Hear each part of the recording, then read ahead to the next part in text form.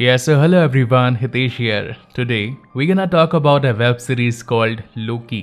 आज हम इसके 4th एपिसोड को एक्सप्लेन करने वाले हैं। इसके पहले मैंने इसका 1st, 2nd and 3rd episode काफ़ी अच्छे तरीके से एक्सप्लेन करके ऑलरेडी अपने चैनल पर अपलोड कर रखा है। अगर आप उन तीनों को चेकआउट करना चाहते हैं तो इस वीडियो के डिस्क्रिप्शन में आपको उन सभी का लिंक मिल जाएगा जहाँ से आप उन्हें देख सकते हैं। सो विदाउट वेस्टिंग टाइम चलिए आते हैं इस कहानी की मेन स्टोरी लाइन की तरफ। इसके लास्ट एपिसोड में हमने देखा कि किस तरीके से अब ये पूरा का पूरा टीवी है जो कि हर चीज़ पर नज़र रखता है, उसकी नज़र लोकी पर भी होती है। और वहीं पर लोकी अब अपनी जान को बचाने के लिए सिल्वी के साथ में लेमेंटिस 1 पर पहुंच जाता है, जहां पर वो ग्रह खत्म होने की कगार पर था और उनके 12 घंटे पूरे हो चुके थे।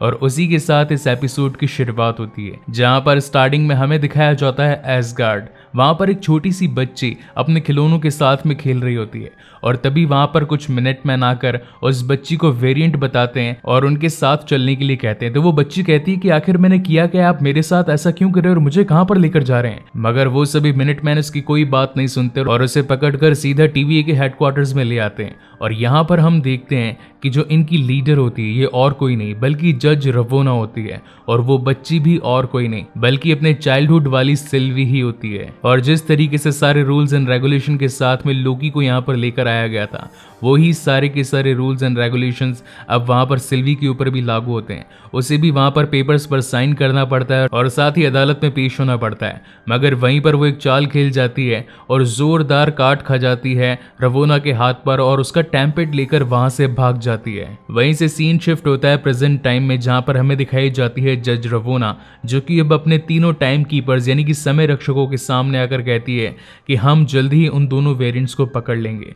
वहीं पर अब हमें दिखाया जाता है मोबियस और जज रवोना के बीच का कन्वर्सेशन, जहां पर मोबियस को रवोना काफी डांटती और उसे कहती है कि तुम्हारी बातों में हमें नहीं आना चाहिए था, क्योंकि तुम्हारी वजह से आज ये दोनों वेरिएंट्स फरार हैं। अगर हमने तुम्हारी बात पर भरोसा न करके उसी टाइम अगर लोकी को इरेज कर दिया होता तो आज हमें ये वक्त ना देखना पड़ता।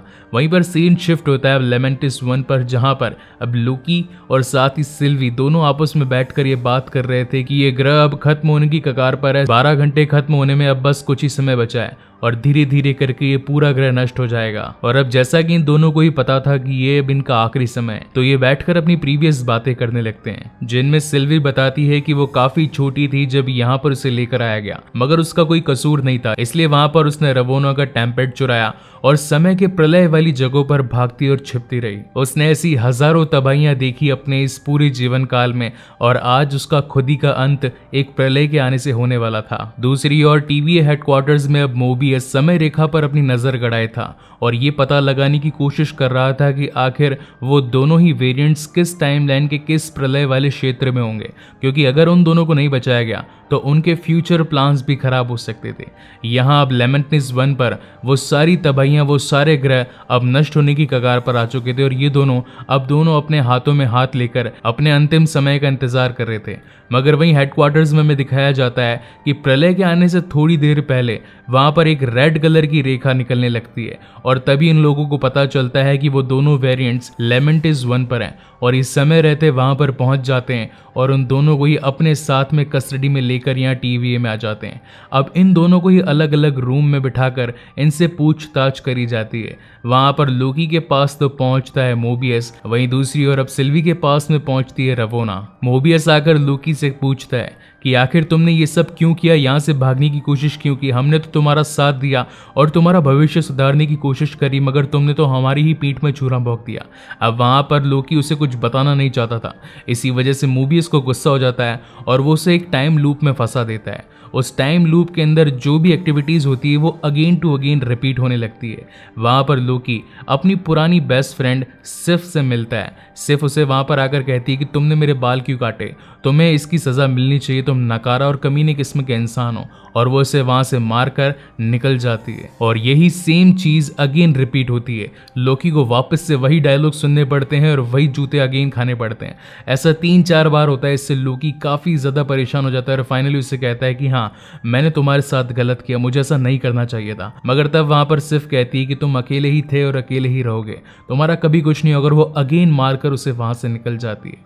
अब यहाँ पर सीन शिफ्ट होता है मोबियस और साथ ही रवोना पर। जो कि साथ में बैठकर ड्रिंक कर रहे होते हैं और कह रहे होते हैं कि फाइनली हमने उन दोनों ही वेरिएंट्स को पकड़ लिया और अब तो ये खुशी का माहौल है, जश्न का माहौल है, क्यों ना थोड़ी थोड़ी ड्रिंक हो जाए। और वहीं पर ड्रिंक करते करते वहां पर मोबियस अब रवोना से पूछता है कि आखिर तुमने सिल्वी के साथ में क्या बातचीत करी, मुझे भी उसके बारे में जानना है और इसके साथ ही मैं C20 के बारे में भी जानना चाहता हूं, क्योंकि हमने लास्ट टाइम जब C20 को देखा था तो उसकी हालत खराब थी। तो वहां पर रवोना कहती है कि वो मारी गई, उसकी हालत नहीं थी कि वो हमें ठीक से जवाब भी दे पाए। ये बात सुनकर मोबियस को काफी दुख होता है और वो उससे कहता है कि आखिर तुमने मुझे सिल्वी की कस्टडी क्यों नहीं दी, क्योंकि मुझे तो उससे भी बातचीत करनी थी। ये दोनों ही लोकी कुछ बड़ा प्लान करने वाले, तो मुझे इसके बारे में पता होना चाहिए था। तो रवोना कहती है कि तुम्हें उसके बारे में मैंने इसलिए नहीं बताया क्योंकि मुझे तुम्हारी जान की परवाह थी। एक्चुअली वहां पर रवोना मोबियस से कुछ सच्चाई छिपा रही थी जिसे वो पता लगाना चाहता था और इसीलिए वो एक चाल खेलता है। अपने हर वेरिएंट को पकड़ लेने के बाद में उनसे मिली चीजों को वो बीइंग अ ट्रॉफी अपने ऑफिस में लगाया करते थे। तो वहां पर मोबियस अब रवोना को कहता है कि इस तलवार को क्यों ना तुम अपनी ट्रॉफी शेल्फ में लगा लो।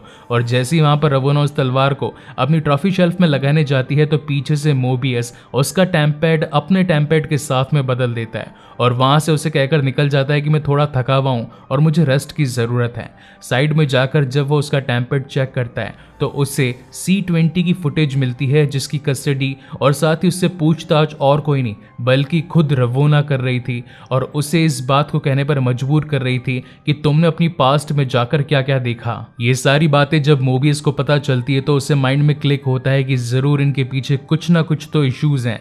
तभी वहां पर रवोना मुझे सच्चाई बताने से कतरा रही थी और वो वापस से अब लोकी के पास पहुंचता है और उसे कहता है कि आखिर तुमने सिल्वी के साथ में जाकर क्या देखा।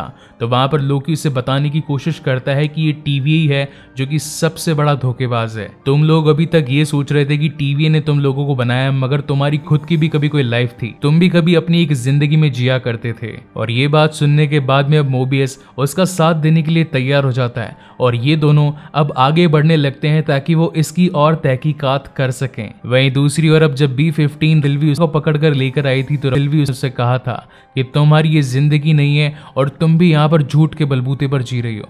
ये बात उसे काफी खलती है और इसीलिए वो उसके पास पहुंचकर उसे एक टाइम लूप में लेकर जाती है। वही टाइम होता है 2077 का जहां पर रॉक्सकार्ट के अंदर उन्होंने ही पहली बार मुलाकात करी थी।